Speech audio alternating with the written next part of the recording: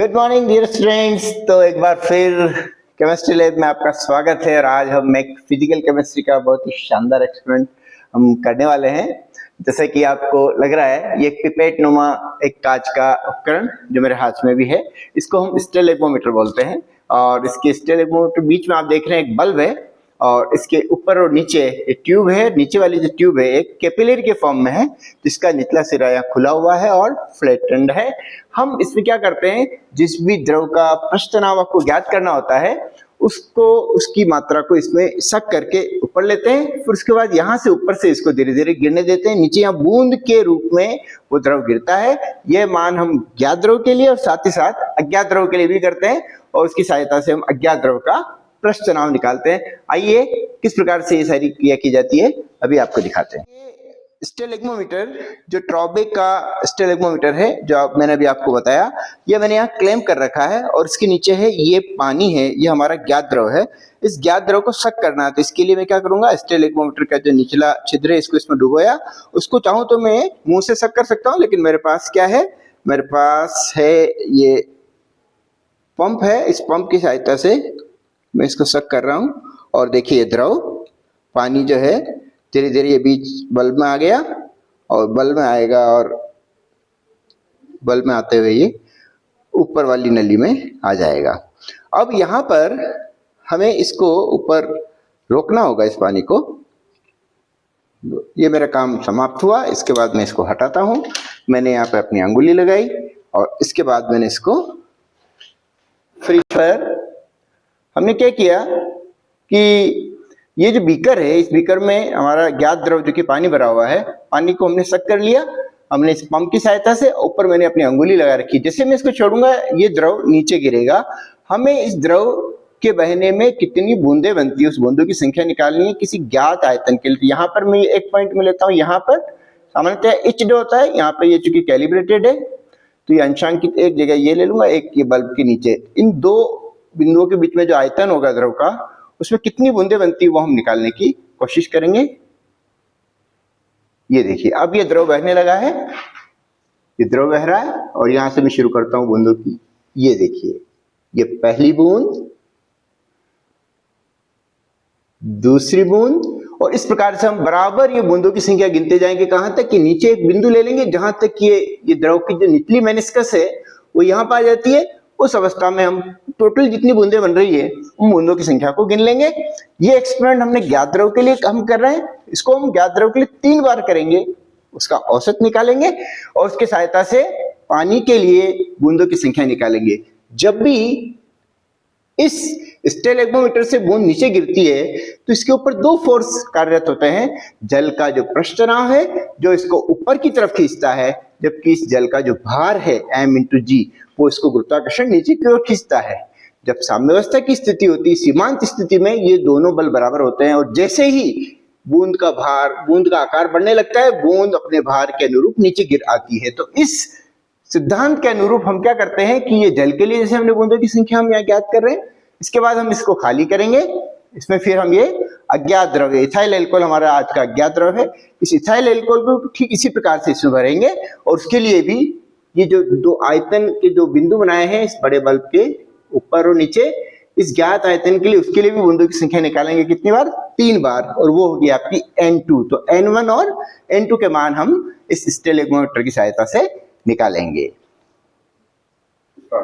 पानी के लिए हमने 3 बार बूंदों की संख्या निकाल ली कि ज्ञात आयतन इस बिंदु से इस बिंदु तक कुल कितने बूंदें बनी। 3 बार हमने इसको निकाल लिया। उसके बाद इसको अज्ञात द्रव इथाइल अल्कोहल से इसको बढ़िया से रिंस कर लिया। अब ये इथाइल अल्कोहल जो हमारे पास है, इसमें हमने क्या किया, इस स्टेलेगमोमीटर के निचले छिद्र को डुबोया और ऊपर मैंने शक करना शुरू किया। ये देखिए, ये लिक्विड इस बल्ब के सहारे ऊपर चढ़ रहा है। बस ये बहुत बढ़िया काम हो गया। आप चाहें तो इसको मुंह से भी शक कर सकते हैं यदि आपके पास ये पंप नहीं है, और यदि सक्शन की सुविधा है तो बेटर है कि बिना मुंह के उपयोग किए आप ये सारा काम करें।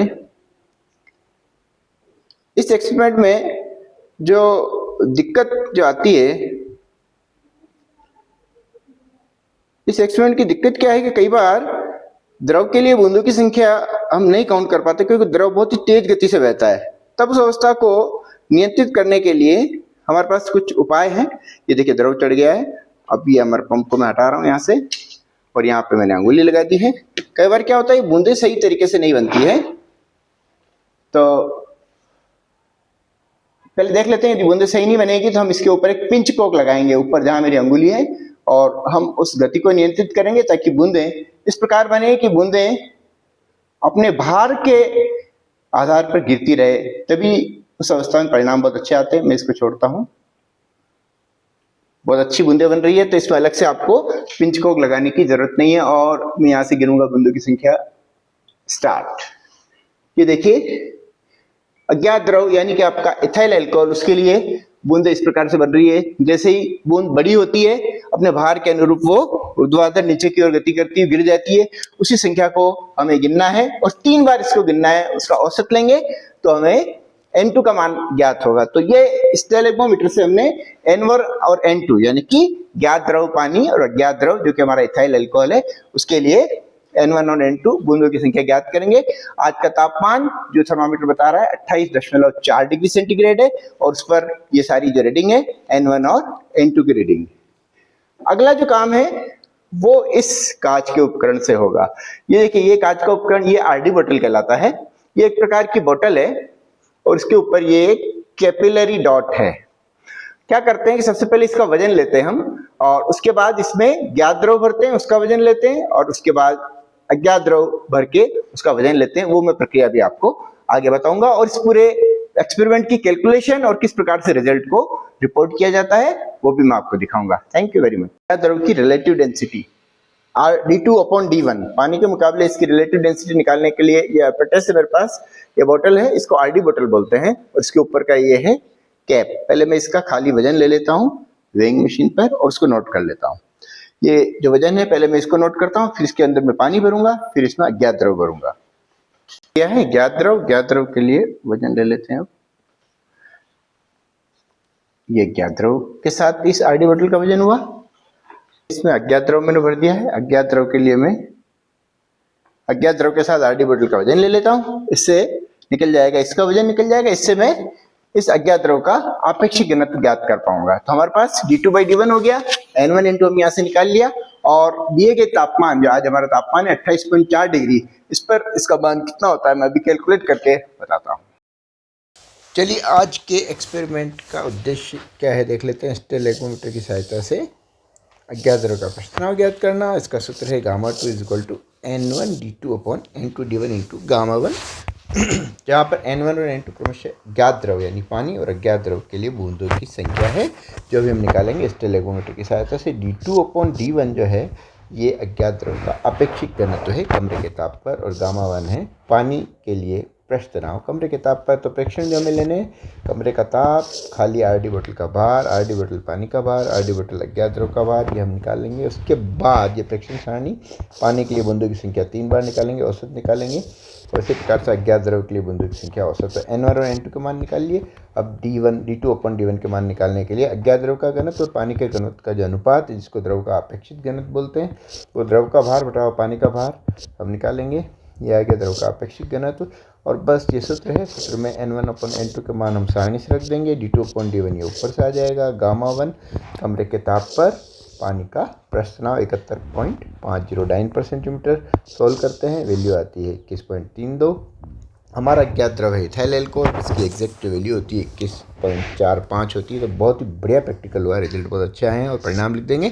दिए गए अज्ञात द्रव का पृष्ठ तनाव 109 पर सेंटीमीटर प्राप्त हुआ इस तापमान पर। तो इस प्रकार से इस प्रैक्टिकल को करना है। इसमें खास बात जो ध्यान रखनी है, सबसे पहले जो अज्ञात द्रव और ज्ञात द्रव है दोनों की परिशुद्धता अच्छे से देखनी है। डिस्टिल वाटर को 2 बार छान के काम में लेना है, क्योंकि जब ये कैपिलरी से गुजरता है तो किसी प्रकार के धूल के कण से ऑब्स्ट्रक्शन होता है, इसलिए इस बात का विशेष ध्यान रहे। और जो स्टेलेग्मोमीटर को हमेशा वर्टिकल रखना है। अच्छा होगा कि हम इसको क्लैंप ही कर दें ताकि किसी प्रकार की अशुद्धि की या गलती की संभावनाएं न के बराबर हो। तो ये प्रैक्टिकल यहाँ समाप्त होता है। आप सभी ने इस प्रैक्टिकल को देखा, इसके लिए आप सभी का धन्यवाद। Thank you very much.